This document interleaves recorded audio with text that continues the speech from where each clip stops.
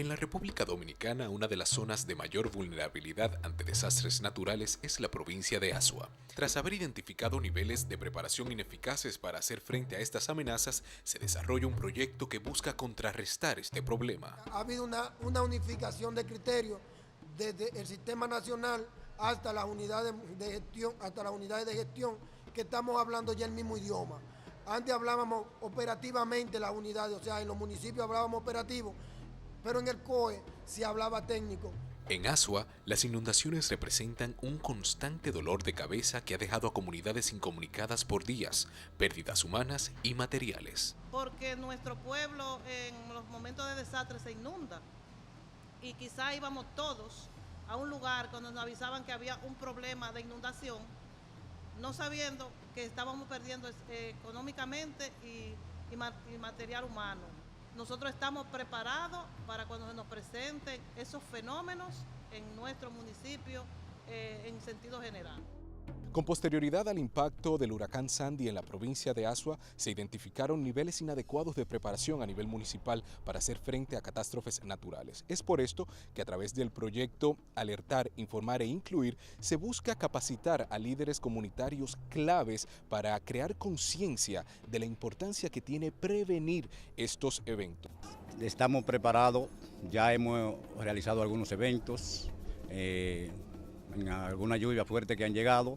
Tenemos unos equipos preparados gracias a la OLFAN, gracias al Plan Internacional, a Hábitat.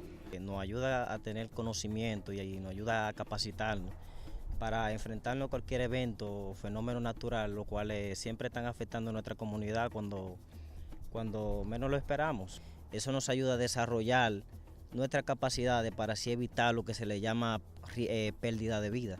Estos líderes están siendo capacitados para instruir a la población en momentos de necesidad y emergencia. Hemos aprendido a rescatar personas, cómo se rescata una persona. Hemos aprendido a alertar a otras personas. Ya lo que estamos es preparados antes de. Nos ayuda a tener conocimiento qué debemos de hacer o cómo debemos actuar ante una catástrofe. En proyectos de este tipo es interesante ver la integración de todas las comunidades para el desarrollo satisfactorio de todas las acciones que se llevan a cabo para la preparación del pueblo para hacer frente a las amenazas. Con este fin se llevaron a cabo simulacros. Aquí mismo hacemos una simulación, emitimos los boletines, montamos un comando de incidencia, que es la mesa central donde trabaja la vicealcaldesa como coordinadora, el alcalde que representa el comité, y comienzan a fluir los boletines. El segundo día es un trabajo ya de campo. Aquí nosotros tenemos una de las principales señalizaciones a la hora de ir por alerta de tsunami. Por ejemplo, en una comunidad que está próximo aquí, que es la zona segura para tsunami, es a donde todos nos dirigimos. Todo buen sistema de alerta tiene que estar acompañado de un buen sistema de difusión de la información. Donde se prepararon, igual que nosotros como técnicos de gestión de riesgo, también miembros de la comunidad, de la prensa, y hasta ellos mismos elaboraron un proyecto en el tema de comunicación, en el tema de gestión de riesgo. Con respecto a los sistemas de alerta temprana, la población muestra un avance con evidencia en la concienciación que han desarrollado de la importancia de tener un mecanismo de aviso temprano para los comunitarios. Aquí tenemos una mira de alerta temprana. ¿En qué consiste esta? Eso consiste en que tiene 3 fases: verde, amarilla y roja.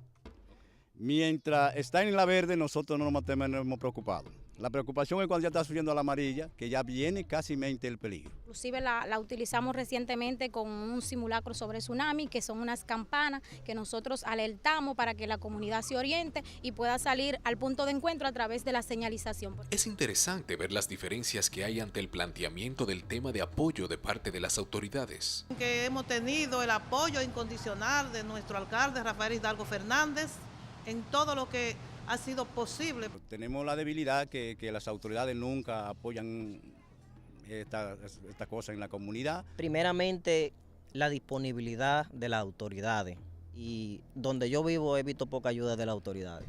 Entonces sí necesitamos ayuda, un presupuesto mayor donde las autoridades podamos decir, tenemos para resolver. La esperanza del éxito de este proyecto radica en la continuidad que se le dé, tanto de parte de las autoridades de gobierno como del compromiso comunitario y la implementación de planes de enseñanza en gestión de riesgos en las escuelas, tema que ya muestra frutos. En un reportaje especial para Telenoticias, financiado por la Oficina de Ayuda Humanitaria de la Comisión Europea a través del programa DIPECO, Horacio Vicioso.